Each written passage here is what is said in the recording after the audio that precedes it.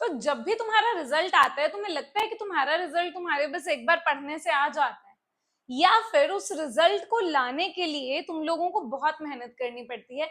जैसे पूरा साल तुम एक ही सिलेबस को पढ़ते रहते हो और उसके बाद जब एग्जाम्स आते हैं तब पता नहीं सुबह कितने बजे, 3 बजे 4 बजे उठ के रिवाइज करते हो, सोने से पहले भी रिवाइज करते हो, और पता नहीं कितना नोट्स बनाते हो। नोट्स बनाने के बाद तुम लोग उसको कितनी बार लर्न करते हो। मैथ्स का पता नहीं तुम कितनी ही बार एक ही क्वेश्चन को सॉल्व करते हो जब तक वो तुम्हारा सही आंसर नहीं आ जाता।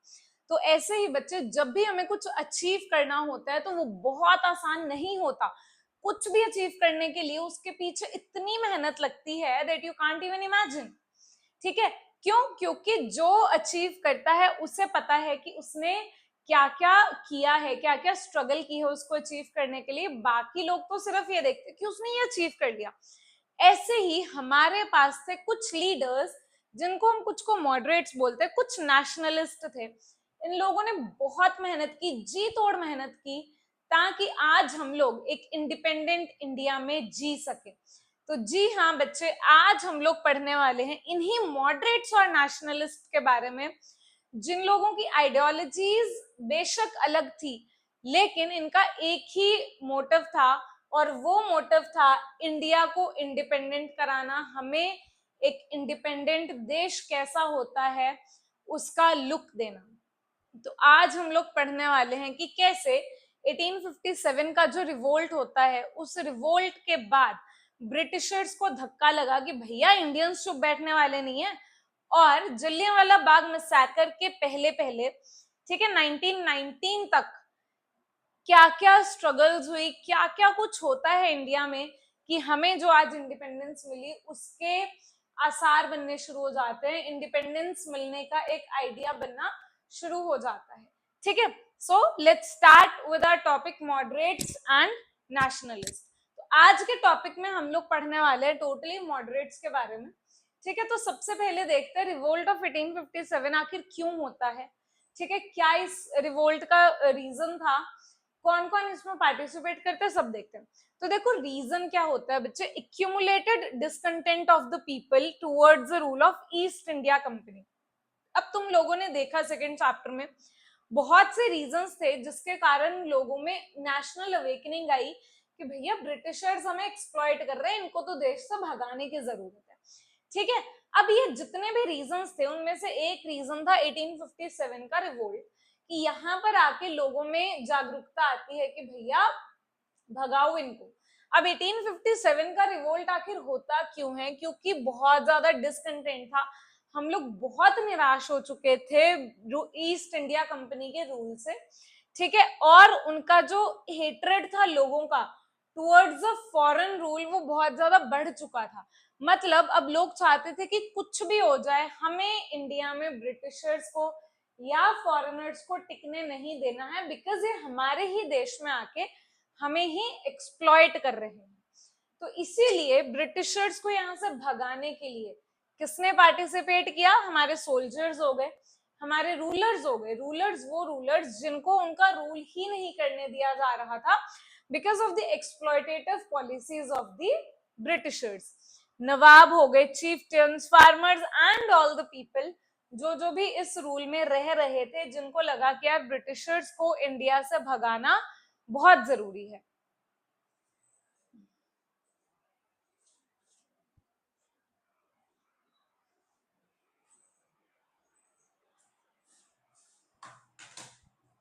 अब इसका इम्पैक्ट क्या होता है ब्रिटिशर्स के ऊपर, कि ब्रिटिशर्स का जो एक रूल था इंडिया में वो बिल्कुल ही शूक कर जाता है। मतलब उसकी जो नींव थी, फाउंडेशन थी, वो हिल जाती है। क्यों? क्योंकि इस रिवोल्ट के बाद चाहे हम लोग ये हार गए थे, इंडियंस डिफीट हो गए थे इस रिवोल्ट में, लेकिन ब्रिटिशर्स ने ये समझ लिया था कि भैया अब अगर हम इंडियंस की नहीं सुनेंगे तो इंडियंस हमें इंडिया से भगा भी देंगे।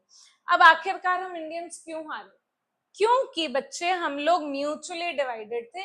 मुझे एज अ रूलर और as a farmer, as a person in the India, मैं लड़ रही हूँ रिवोल्ट में क्योंकि मेरा एक वेस्टेड इंटरेस्ट है।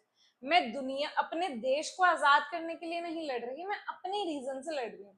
तो हर एक पर्सन जिसने रिवोल्ट में पार्टिसिपेट किया वो अपने लिए लड़ रहा था, ना कि देश को आजाद कराने के लिए। तो हम म्यूचुअली डिवाइड हो रखे थे, ठीक है। अनक्लियर प्रोग्राम, किसी को भी पता नहीं था कि आखिर में ये रिवोल्ट हो क्यों रहा है, सब अपनी आपस में लड़ाई लड़ रहे थे। And lack of modern weapons, ये बहुत बड़ा रीजन था कि ब्रिटिशर्स क्योंकि इंडस्ट्रियलाइज्ड थे, इनके जो वेपन्स थे वो मॉडर्नाइज्ड थे, लेकिन हम इंडियंस, हम लोगों को तो पता ही नहीं था कि हमें कभी ऐसी फाइट भी करनी पड़ेगी। एंड मोरओवर इन लोगों ने हमारा जितना भी एरिया था उस पर रूल कर रखा था, तो सोल्जर्स भी इनके अंडर थे, तो इन्होंने हमें मॉडर्न वेपन्स की जो यूजेज थी, डेवलपमेंट थी, वो करने ही नहीं दी, ठीक है। अब इसके बाद लेकिन होता क्या है, रिवोल्ट तो हो गया, हम हार भी गए, लेकिन उसमें आखिर होता क्या है, एक नया इंडिया इमर्ज करता है और लोगों में जागरूकता आने लगती है कि भैया हमें ब्रिटिशर्स को भगाना है, हमें ब्रिटिशर्स को अपनी कंट्री में से बाय बाय बोलना है और अपनी कंट्री में अपना रूल करना है, इंडियंस का रूल बनाना है। British could never forget this revolt. Britishers चाहे ये रिवोल्ट जीत जाते हैं, लेकिन वो जिंदगी में कभी भूल नहीं पाए इस रिवोल्ट को। एंड उन्होंने हमेशा ट्राई किया कि ऐसा कभी भी दोबारा ना हो। इसीलिए ईस्ट इंडिया कंपनी इस पर्टिकुलर रिवोल्ट के बाद इंडिया से चली जाती है और इंडिया में रूल किसका हो जाता है, ब्रिटिश गवर्नमेंट का। क्यों? क्योंकि ब्रिटिशर्स अब रिस्क नहीं लेना चाहते थे, उनको ये पता लग गया था कि इंडियंस में इतनी ताकत है कि वो अपनी कंट्री में रूल खुद कर सकते हैं, इसीलिए वो कभी भी ऐसा कोई इंसिडेंट दोबारा नहीं होने देना चाहते थे। एंड बन जाती है उसके बाद कांग्रेस। कांग्रेस क्यों बन जाती है, ताकि हमारे पास एक ऐसी ऑर्गेनाइजेशन हो जो बहुत ही ब्रिलियंटली, बहुत ही स्ट्रांगली ब्रिटिशर्स को अपोज कर पाए। और जो डिफरेंस था ना बच्चे, एजुकेटेड इंडियंस और ब्रिटिश के एडमिनिस्ट्रेशन में, ये बढ़ता गया।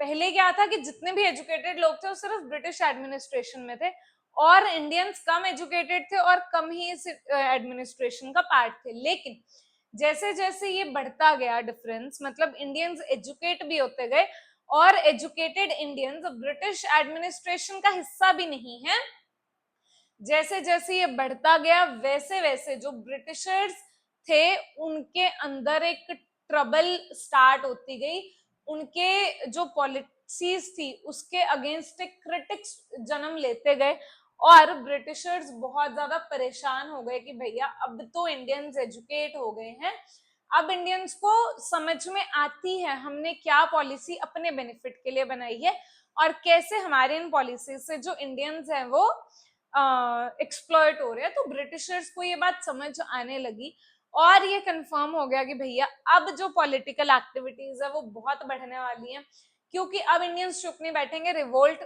ऑलरेडी उन्होंने देख ही लिया था, रिवोल्ट का जो इम्पैक्ट था, ठीक है, रिवोल्ट हुआ वो ब्रिटिशर्स ने देख लिया। अब उनको डर था कि अब जो ये एजुकेटेड इंडियंस है ना, ये अपने जैसे और इंडियंस क्रिएट करेंगे इंस्टेड ऑफ वो इंडियंस जो हमारे अंडर काम करते थे। मतलब अब इंडियंस को एक्सप्लॉइट करना आसान नहीं है।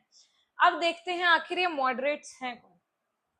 रेवोल्यूशन होते 1857 का बहुत सी पॉलिटिकल ऑर्गेनाइजेशंस एस्टैब्लिश होने लग गई। ये वो पॉलिटिकल ऑर्गेनाइजेशंस थी जो इंडियंस को नेशनली अवेक करने लगी, जो इंडियंस को जागरूक करने लगी कि भैया Britishers are exploiting you and it is really very important for you कि तुम लोग इंडियन ब्रिटिशर्स को अपनी कंट्री से बाहर भेजो और अपनी कंट्री पे खुद रूल करो, सेल्फ रूल करो। अब ये ऑर्गेनाइजेशंस कौन कौन सी थी, वो ऑर्गेनाइजेशंस जो आफ्टर द रेवोल्यूशन क्रिएट होने लगी। इंडियन लीग बन गई, इंडियन एसोसिएशन बन गई, बॉम्बे एसोसिएशन, पूना सार्वजनिक सभा एक्सेट्रा। ये हमने लास्ट चैप्टर में भी पढ़ा है कि कैसे हमारी कंट्री में बहुत सी पॉलिटिकल ऑर्गेनाइजेशंस बनी लोगों को अवेक करने के लिए, नेशनली अवेक करने के लिए। तो ये जो ऑर्गेनाइजेशंस थी इन्होंने एक ग्राउंड प्रिपेयर कर दिया ऑल इंडिया ऑर्गेनाइजेशन के लिए कि हमारे इंडिया को अब एक ऐसी ऑर्गेनाइजेशन की जरूरत है जिसके बारे में सब लोग जानते हो, सब लोगों को उसका रीजन पता हो कि आखिर में वो क्यों बनाई गई है, ताकि सब लोग उसको सपोर्ट कर सके। ठीक है, तो इन सारी ही ऑर्गेनाइजेशंस ने एक ग्राउंड सेट कर दिया for the formation of all India organisation, जो पूरे इंडिया को रिप्रेजेंट करेगी और सारे इंडियंस उसको सपोर्ट करेंगे और ब्रिटिशर्स से अपनी कंट्री को इंडिपेंडेंट कराएंगे। तो ऐसी ही एक ऑर्गेनाइजेशन बनती है बच्चे कांग्रेस, जो कि फॉर्म कौन करते हैं, ए.ओ. ह्यूम। बहुत ही हैरानीजनक बात थी कि ये जो ऑल इंडिया ऑर्गेनाइजेशन बनी वो किसने बनाई, एक ब्रिटिश ऑफिसर ने, जो समझते थे कि ब्रिटिशर्स इंडिया में जाके इंडियंस को एक्सप्लॉइट कर रहे हैं, विच इज रॉन्ग। तो ए.ओ. ह्यूम जो कि खुद एक ब्रिटिश ऑफिसर थे, उन्होंने कांग्रेस बनाई 1885 में इंडियन लीडर्स की हेल्प से, ठीक है। और ये जो कांग्रेस है जिसको तुम आज जानते हो इंडियन नेशनल कांग्रेस, ये यही कांग्रेस है जिसकी फॉर्मेशन हुई थी 1885 में, ठीक है। राहुल गांधी वाली जो कांग्रेस है आज की, वो यही कांग्रेस है जिसको ए.ओ. ह्यूम बना के गए थे 1885 में। तो ये जो नेशनल मूवमेंट होती है इंडिया में, ठीक है, the period up to 1905 AD, इस बात को याद रखना, 1905 एक बहुत इंपॉर्टेंट डेट है। क्यों है ये, वैसे हम आगे पढ़ेंगे, मैं तुम्हें बता देती हूँ। 1905 फर्स्ट ईयर ऐसा था जब इंडियंस को एक्चुअली डिवाइड कर दिया गया था रिलीजन के बेसिस पे। मतलब हमारा बंगाल को डिवाइड कर दिया गया था वेस्ट बंगाल और ईस्ट बंगाल में। बांग्लादेश और वेस्ट बंगाल आज का पहले क्या था, बंगाल। 1905 में ब्रिटिशर्स ने इसको डिवाइड कर दिया गया था वेस्ट एंड ईस्ट बंगाल में। वेस्ट बंगाल अपना इंडिया में और ईस्ट बंगाल को हम अब क्या बोलते हैं, बांग्लादेश, ठीक है। तो ये जो पीरियड था 1905 तक का, इसको हम बोलते हैं लिबरल पीरियड, ठीक है। क्या है ये, लिबरल पीरियड है नेशनल मूवमेंट का। क्यों, क्योंकि इस टाइम पे जितने भी हमारे लिबरल्स थे, ठीक है, वो बहुत ज्यादा एक्टिव थे और उन लोगों ने अपनी डिमांड्स रखी थी in front of British government. जो हमारे लिबरल्स थे उन्होंने अपनी डिमांड्स रखी ब्रिटिश गवर्नमेंट के आगे, ठीक है, कि बहुत ही लिबरल से एटीट्यूड के साथ, बहुत ही फ्रीडम वाले एटीट्यूड के साथ कि हाँ यार आप लोग कर दो, हम तुम्हारे साथ हैं। हमने ब्रिटिशर्स को बोला कि कोई बात नहीं, हम तुम्हारे साथ है, ठीक है, तुम हमें ये डिमांड्स हमारी, ये डिमांड्स हमारी पूरी कर दो। तो जितने भी लिबरल लोग थे, लिबरल लीडर्स थे हमारे इस टाइम पे 1905 तक के टाइम पे, दे वर वेरी पीसफुल और ये चाहते थे कि जो कुछ भी होना यार बड़े कॉन्स्टिट्यूशनली होना चाहिए। हमारा कॉन्स्टिट्यूशन बना नहीं था उस टाइम पे, लेकिन हम ब्रिटिशर्स के रूल्स को फॉलो कर रहे थे और इन लिबरल लीडर्स को ये था कि बड़े ही प्यार से करो यार, लेकिन हमें हमारे हक दे दो, तुम रूल करो यहाँ पे, हमें कोई प्रॉब्लम नहीं है, लेकिन हमें हमारे हक दे दो, ठीक है। तो ये थे कौन थे बच्चे, जिनको हम बोलते हैं मॉडरेट्स, जो बहुत ही पीसफुली सब करना चाहते थे। अब ये है मॉडरेट लीडर्स। कुछ मॉडरेट लीडर्स के तुम्हें नाम बताए गए हैं, तुम्हें 4 से 5 नाम याद रखने हैं, ठीक है, कि कौन कौन मॉडरेट लीडर्स थे। क्वेश्चन में भी पूछा जा सकता है एंड मोर ओवर इंपॉर्टेंट भी है। When we are talking about moderates and nationalist, दोनों में डिफरेंस पता होना जरूरी है कि आखिर कौन से लीडर्स थे जो लिबरल माइंडसेट रखते थे और कौन से ऐसे लीडर्स थे जो रेवोल्यूशनरी माइंडसेट रखते थे। तो दादा भाई नौरोजी हो गए, वेरी इंपॉर्टेंट। व्योमेश चंद्र बैनर्जी, या जिनको तुम डब्ल्यू.सी. बैनर्जी के नाम से भी सुनोगे, वेरी इंपॉर्टेंट।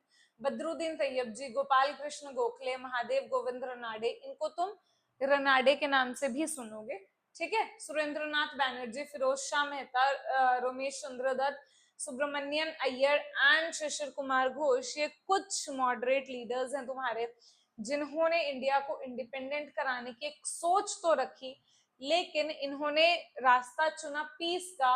इन्होंने कहा हम ब्रिटिशर से मांगेंगे और वो हमें दे देंगे, तो हमें लड़ाई करने की जरूरत नहीं है। बहुत ही भोले थे ये लोग और इन्होंने ब्रिटिशर्स को भी वैसे भोले ही समझा, है ना। तुम्हारी क्लास में भी एक आध बच्चा ऐसा होता ही होगा कि यार मैंने ना उसको बोला है मुझे पेंसिल देने के लिए, शायद वो मेरे को दे देगा, कोई बात नहीं मैं वेट कर रहा हूँ, है ना।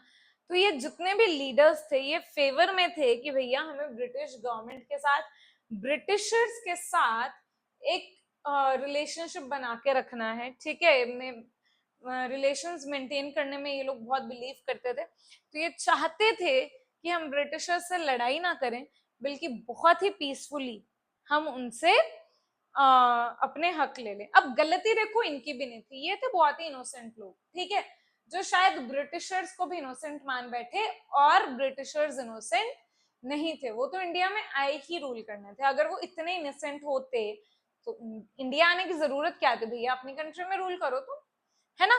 तो अब एम क्या था इन मॉडरेट्स का? इन मॉडरेट्स का एम था ब्रिटिश रूल को सपोर्ट करना। ये लोग सपोर्ट करते थे और चाहते थे कि हम अपनी गवर्नमेंट को सेल्फ रूल करें, लेकिन ब्रिटिशर्स के अंडर। हम ब्रिटिशर्स की सुनते हैं। जैसे टीचर सपोज कुछ भी बोल रहे हैं क्लास में, है ना, कुछ भी इन द सेंस उन्होंने कुछ रूल बनाया, अब तुम लोगों को अच्छा नहीं लगा, लेकिन कुछ चमचे होते हैं ना टीचर के, नहीं मैम आप सही बोल रहे हो, मैम आप बोल रहे हो तो बिल्कुल ही सही है ना, चाहे वो पॉलिसी ना अच्छी हो लेकिन टीचर ने बोला है तो वो ठीक है। मतलब हम लोग सब करेंगे लेकिन अपने टीचर के अंडर करेंगे। वही मॉडरेट्स की पॉलिसी थी कि हम लोग अचीव करना चाहते हैं सेल्फ गवर्नमेंट, लेकिन कैसे? ब्रिटिश रूल के अंडर।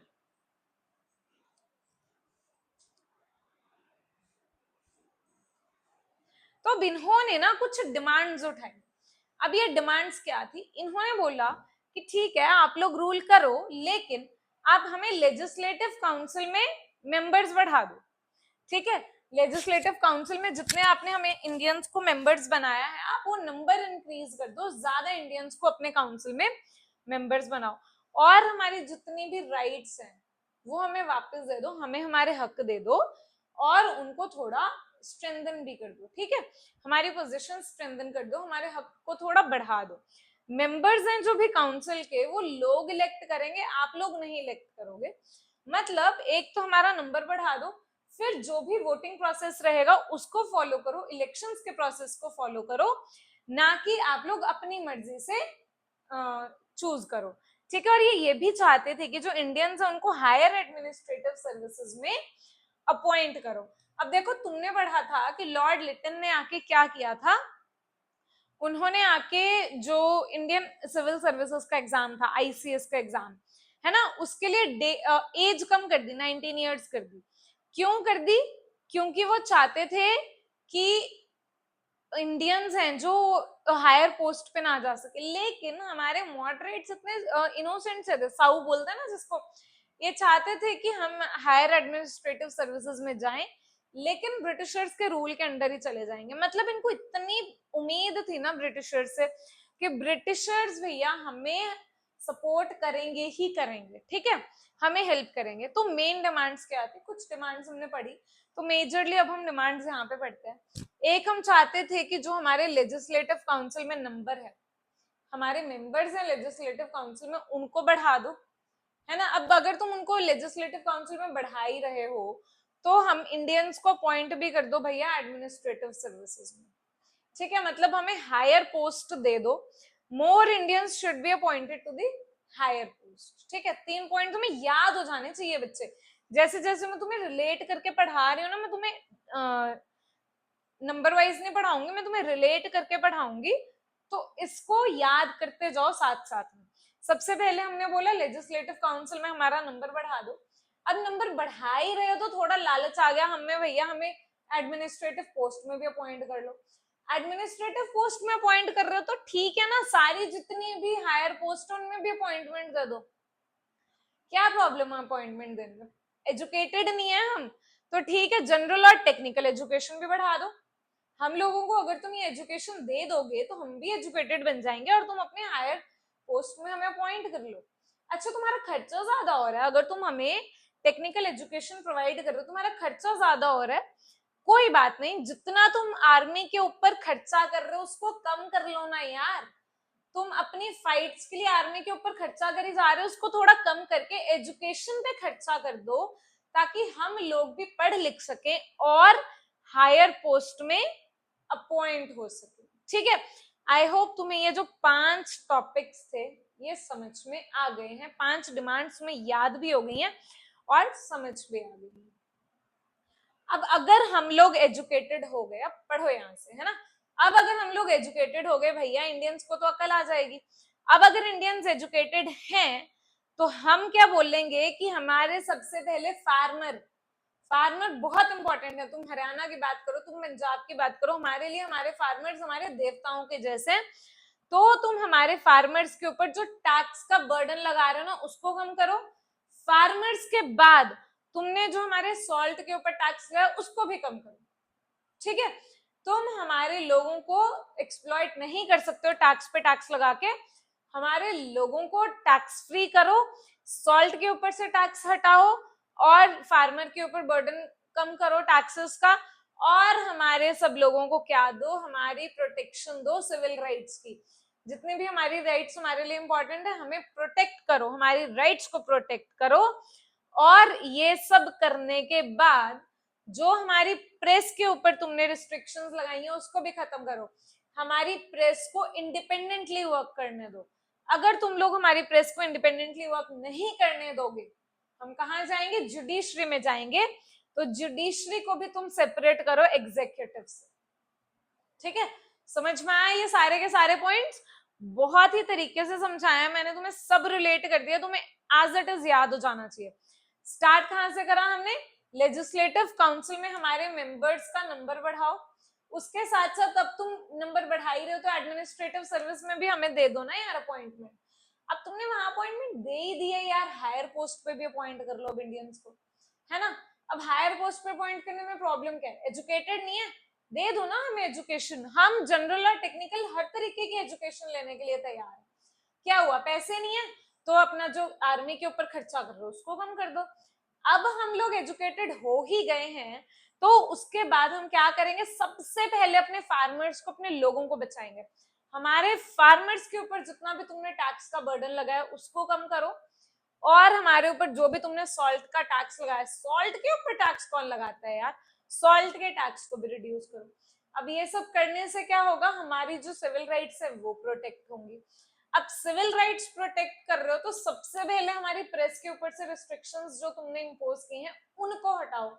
तुम ऐसा नहीं करोगे हम जुडिशरी जाएंगे, तो जुडिशरी में से हमारे एग्जीक्यूटिव को सेपरेट। ठीक है, सो दिस इज इट। ये सारे डिमांड से मॉडरेट्स की बहुत ही ब्यूटीफुल इन्होंने रखी थी, लेकिन इनको अपने हक लेने नहीं आते थे। डिमांड्स इन्होंने बिल्कुल सही रखी, लेकिन इनको अचीव कैसे करना है इनको नहीं पता था। जैसे तुम्हारे पास बुक्स है, तुम्हारे पास सिलेबस है, तुम्हें पढ़ना कैसे कहाँ से तुम्हें नहीं पता होता कई बार, वैसे ही इनका सिस्टम था। अब आइडियोलॉजी कैसी थी, आइडियोलॉजी क्या होती है बच्चे, तुम्हारे आइडियाज के, तुम किन आइडियाज पे विश्वास रखते हो। सबसे पहले ये जो ब्रिटिश आइडियोलॉजी को फॉलो करते थे, बहुत इन्फ्लुएंस्ड थे कि जैसा ब्रिटिशर्स ने बोल दिया भैया ठीक है, तो ये लोग ब्रिटिश आइडियोलॉजी को फॉलो करते थे। ठीक है, और एडमायर करते थे पॉलिटिकल इंस्टीट्यूशंस को, इंग्लैंड के जो भी इंग्लैंड के पॉलिटिकल इंस्टीट्यूशंस थे उनको ये बहुत एडमायर करते थे कि वो जो इंस्टीट्यूशंस हैं वो बहुत ही बढ़िया हैं। वैसे ही इंस्टीट्यूशंस हम लोग इंडिया में भी लेके आएंगे, और बिलीव करते थे कि जुडिशियल सिस्टम है जो ब्रिटेन का वो बहुत ही अच्छा है। इनके पॉलिटिकल इंस्टीट्यूशन और जुडिशियल सिस्टम दोनों में ही बिलीव करते थे, और ऐसा ही कुछ सिस्टम ये लोग इंडिया में लाना चाहते थे। इन्होंने समझे इस बात को, ठीक है, कि ये जो मॉडरेट्स थे ना बहुत खुश थे ब्रिटिशर से। ये तुम्हें इन 2 पॉइंट्स में समझ में आ गया, ये लोग तारीफ करते थे भैया ब्रिटिशर्स की कि ब्रिटिशर्स ने इंडिया में आके हमें बहुत फायदे दिए हैं, जैसे कि हमारा means of transportation and communication develop कर दिया। ठीक है, हमारे यहाँ पे मॉडर्न एजुकेशन सिस्टम लेके आए हमें इंग्लिश पढ़ा के, उसके बाद इन्होंने मॉडर्न जस्टिस सिस्टम भी अपॉइंट कर दिया है, अप्लाई कर दिया है इंडिया में। तो इन चीजों से ना ये लोग बहुत खुश थे, ये नहीं देख रहे थे कि इनके कारण इंडियंस कितना एक्सप्लॉइट हो रहे हैं, हमारा कितना सारा पैसा बाहर जा रहा है हमारी कंट्री से, बट ये लोग खुश थे कि इन्होंने डेवलपमेंट्स बहुत अच्छी की हैं। इसी रीजन के कारण ये लोग बहुत ही अच्छा रिलेशन मेंटेन करना चाहते थे ब्रिटिशर्स के कारण साथ। ठीक है, इसी रीजन के कारण, क्योंकि ये लोग ब्रिटिशर्स के आइडियोलॉजी में बिलीव करते थे, ये लोग अच्छे रिलेशंस मेंटेन करना चाहते थे। और ये क्या रीजन था रिलेशंस मेंटेन करने का, Indians could remain devoted to the British and receive practical education from them. ये समझते थे कि अगर इंडियंस ब्रिटिशर्स के साथ लगे रहें, ब्रिटिशर्स के सुनते रहें, मानते रहें, तो हम प्रैक्टिकल जो एजुकेशन है, लिबरलाइजेशन कैसे होनी चाहिए, कैसे लोगों को हम इंडिपेंडेंस दे, कैसे लोगों को हम फ्रीडम दे, वो हम सीख सकते हैं ब्रिटिशर्स से। मतलब बिल्कुल उल्टा समझते थे, ब्रिटिशर्स ने हमें स्लेव बनाया और ये ब्रिटिशर्स से ही फ्रीडम सीखना चाहते थे, लिबर्टी सीखना चाहते थे। अब मेथोडोलॉजी क्या थी, ब्रिटिशर्स ये जो मॉडरेट्स थे ये आखिर में किन मेथड से काम कर रहे थे, कैसे ये लोग काम कर रहे थे। ये लोग ऑब्वियसली पीसफुली काम कर रहे थे। ये क्या चाहते थे कि जो भी हमारी डिमांड्स हैं उनको फुलफिल करो, लेकिन कैसे फुलफिल करो, बहुत ही कॉन्स्टिट्यूशनली एंड पीसफुली। ठीक है, कॉन्स्टिट्यूशनल एंड पीसफुल मीन्स में ये लोग बिलीव करते थे। ये कैंपेन्स करते थे न्यूज़पेपर के थ्रू, स्पीच देते थे और एनुअल सेशंस लगाते थे कांग्रेस के, जहां पर ये डिस्कस करते थे, ठीक है, कि हमें आखिर में इंडिया को इंडिपेंडेंट कैसे कराना है, ब्रिटिशर्स से अपनी डिमांड्स कैसे फुलफिल करवानी है, ये सब लोग ये डिस्कस करते थे इन कांग्रेस के सेशंस में। इन्हीं के ऊपर ये लोग न्यूज़पेपर और स्पीचेस में अपने व्यूज रखते थे। तो ये वेस्टर्न वे था एजुटेशन का, जो हम लोगों ने ब्रिटिशर्स से ही सीखा था। और ब्रिटिशर्स क्यों हमें सिखाएंगे कि हम कैसे उनसे अपने हक ले सकते हैं। ब्रिटिशर्स हमें वो तरीका सिखाते थे जिसका उन्हें पता था कि कोई फायदा है नहीं। एप्लीकेशंस और प्रपोजल सबमिट करना सिखाया ब्रिटिशर्स ने हमें। तो ये लोग एप्लीकेशंस देते थे उनको कि भैया हमें ये हमारी डिमांड है, उसको पूरा कर दो।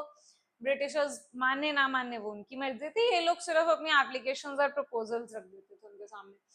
There means of propaganda were the newspapers. ये हमने पढ़ा कि कैसे कैंपेन करते थे, न्यूज़पेपर के थ्रू या स्पीच वगैरह देते थे। तो इनका मीन्स ऑफ प्रोपेगेंडा, प्रमोट करना अपने आइडियाज को, कैसे था, न्यूज़पेपर्स के थ्रू। ठीक है, और ये जो न्यूज़पेपर्स थे ये लोग दोनों ही लैंग्वेजेस में पब्लिश करवाते थे, इंग्लिश में भी और इंडियन लैंग्वेज में। ठीक है, मतलब इमेजिन हमारे लीडर्स होके ये लोग ब्रिटिशर्स को काइंड ऑफ सपोर्ट कर रहे, है ना। एनुअल सेशन ऑफ कांग्रेस में जितने भी मॉडरेट लीडर्स थे ये डिबेट करते थे गवर्नमेंट की पॉलिसीज को, और जो भी इनकी डिमांड्स होती थी वो ब्रिटिशर्स को दे देते थे। भैया तुम्हारी ये पॉलिसी है, हमें नहीं पसंद आई, तो तुम हमारी ये डिमांड को फुलफिल करो।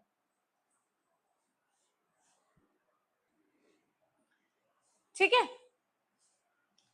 तो ये लोग अपनी डिमांड्स रख देते थे उनके पास यूनानिमसली पास्ड रेजोल्यूशंस के थ्रू, खुद ही पास कर देते थे विदाउट प्रॉपर क्या बोलते उसको, proper response from all the members of the Congress. ये लोग अपनी ही मर्जी से उसको पास कर देते थे, जो भी इनको ब्रिटिशर्स से अपनी डिमांड्स रखनी होती थी, और उनकी ही पॉलिसीज को डिस्कस करके अपनी डिमांड्स रख देते थे। मतलब बताओ ब्रिटिशर्स क्यों मानेंगे तुम्हारी बात, है ना। To persuade the government of England, England की गवर्नमेंट को ये परसुएड करना चाहते थे, इंग्लैंड की गवर्नमेंट को ये अपने हक में लेके आना चाहते थे, और पब्लिक ओपिनियन को अपने हक में लेके आना चाहते थे। ठीक है, ताकि इंडियंस की वो लोग सुने। मतलब ये लोग ब्रिटिश गवर्नमेंट की चापलूसी कर रहे थे कि भैया हम ये कर देंगे, तुम हमारी बात तो सुनो। मॉडरेट्स ने बहुत से रिप्रेजेंटेटिव्स भेजे ताकि हम गवर्नमेंट को, उनकी क्वीन को अपने प्रपोजल्स रख सके, अपनी बातें बता सके, ताकि हमें जो हमारी डिमांड्स है वो फुलफिल हो सके। अब रियल कंडीशन क्या थी, in order to propagate the real condition of India in England, India की जो एक्चुअल कंडीशन थी इंग्लैंड में बताने के लिए इन लोगों ने British committee of Indian national Congress बिठाई। ठीक है, ब्रिटिश कमेटी बिठाई ऑफ आईएनसी, इतना बड़ा नाम टेंशन नहीं लेना।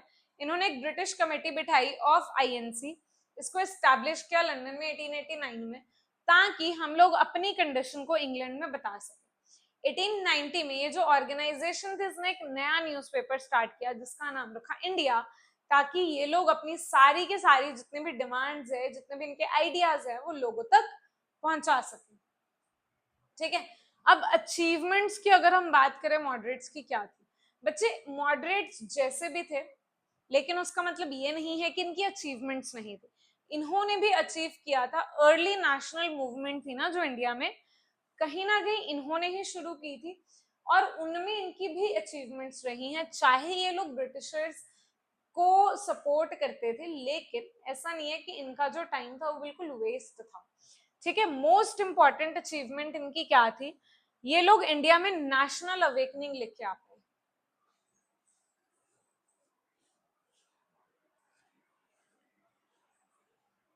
ठीक है, ये लोग इंडिया में नेशनल अवेकनिंग लेके आ पाए, लोगों को जागरूक कर पाए ब्रिटिशर्स के बारे में, अपनी स्पीचेस और अपने आर्टिकल्स के थ्रू, जो भी इन्होंने न्यूज़पेपर चलाए, इंडिया न्यूज़पेपर इन्होंने चलाया है ना। ये जो लीडर्स थे इन्होंने लोगों में जागरूकता फैला दी कि भैया ब्रिटिशर्स आखिर कर क्या रहे हैं। ठीक है, रिप्रेजेंटेटिव्स भेजे इन्होंने इंग्लैंड में अपने। इन रिप्रेजेंटेटिव्स को भेजने का फायदा क्या था, इन्होंने बताया कि हम इंडियंस की क्या क्या डिमांड्स है, और इन सारी ही डिमांड्स को ब्रिटेन की गवर्नमेंट के पास रखा, और अपने जो रिप्रेजेंटेटिव्स थे उनको बोला कि उनसे बोलो कि हमारी ये प्रॉब्लम्स है, हम इनका सॉल्यूशन चाहिए, ताकि वो सरकार भी कुछ सोचे उसके बारे में। इंडियन काउंसिल्स एक्ट बनाया, पार्लियामेंट थी जो इंग्लैंड की, उसने ये पास किया 1892 में। 1892 में ये जब पास करते हैं तो इसमें फाइनली क्या होता है, हमारे सेंट्रल और प्रोविंशियल लेजिस्लेटिव काउंसिल में मेंबर्स के नंबर इंक्रीज हो जाते हैं। ठीक है, जो डिमांड हम इनके सामने रख रहे थे, इंडियंस को काउंसिल में रिप्रेजेंटेशन ज्यादा मिल गई। क्यों मिल गई? क्योंकि हमारे बंदे इंक्रीज हो गए। According to this act, the election process was started in this country for the first time. तो कुछ डिमांड्स ऐसी थी जो इन्होंने अपनी फुलफिल करवा ली। कैसे करवा ली? ब्रिटिशर्स के सामने अपने व्यूज रख रख के। इनफैक्ट मॉडरेट्स ही थे जो अपने प्रोपेगेंडा के कारण ब्रिटिश इंपीरियलिज्म की जो असल सच्चाई है वो लोगों के सामने लेके आ पाए।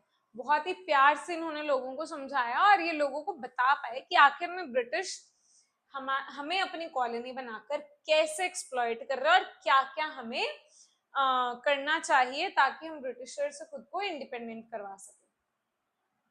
तो आखिर में लास्ट पढ़ते हैं मॉडरेट्स के बारे में कि मॉडरेट्स ने किया क्या था। ब्रिटिश गवर्नमेंट को बताया हमारी डिमांड्स के बारे में, क्या हमें एडमिनिस्ट्रेशन में रिफॉर्म्स चाहिए, कैसे बताया, रेजोल्यूशंस पास किए, स्पीचेस दी, प्रेस में दिया, न्यूज़पेपर्स में छपवाया, सब किया। ये कॉन्फिडेंट थे ब्रिटिश गवर्नमेंट इनको जरूर डिमांड्स को पूरा करेगी। जस्ट डिमांड्स मतलब जो इनकी सही डिमांड्स है, जस्टिस है जिनमें, ठीक है, कि जो ब्रिटिश गवर्नमेंट है वो इनकी जस्ट डिमांड्स को जरूर पूरा करेगी। ये कॉन्फिडेंट थे। ऑर्गेनाइजेशन किया इन्होंने पब्लिक ओपिनियन को, ऑर्गेनाइज किया पब्लिक ओपिनियन को कि हमारे जो डिमांड्स हैं वो क्या क्या डिमांड्स हैं, और अवेयरनेस लेके आए लोगों में अपनी डिमांड्स के लिए। ठीक है, मॉडरेट्स चाहे सक्सीड ज्यादा नहीं हो पाए पोजीशन चेंज करने में, लेकिन the moderate succeeded in making Indians aware of the exploitative economic nature of British rule. लेकिन इन्होंने अवेयर तो कर दिया, लोगों को जागरूक कर दिया, लेकिन उसमें एक्चुअल में कुछ नहीं कर पाए। ठीक है, जब लाल बाल पाल, ये 3 नाम याद रखना बहुत इंपॉर्टेंट है, लाल बाल पाल, इन लोगों ने लोगों को बताया कि इंडिया में आखिर में इंडियननेस है क्या। तो लोग उनकी तरफ अट्रैक्ट हो गए और लोगों का जो झुकाव था वो किस तरफ चला गया? नेशनलिस्ट्स की तरफ। So this is it for this particular topic moderates. बहुत ही इंपॉर्टेंट है। ऑलमोस्ट पूरा टॉपिक सेम ही बात बोलता है कि कैसे मॉडरेट्स इंडिया को इंडिपेंडेंट कराना चाहते थे, लेकिन ये लोग ब्रिटिश रूल को एक्सेप्ट करते थे, उनकी लीडरशिप को एक्सेप्ट करते थे और चाहते थे कि वो लोग हमें कुछ हमारे डिमांड्स को पूरा कर दें, हम लोग उसी में खुश। ठीक है, क्या क्या डिमांड्स थी वो हमने बहुत ही अच्छे से पढ़ी।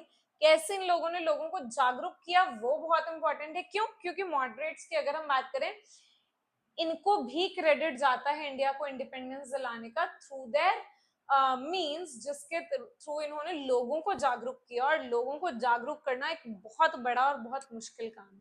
ठीक है, आई होप तुम्हें समझ में आया। Thank you so much, bye bye. Channel को लाइक शेयर सब्सक्राइब जरूर कर दो।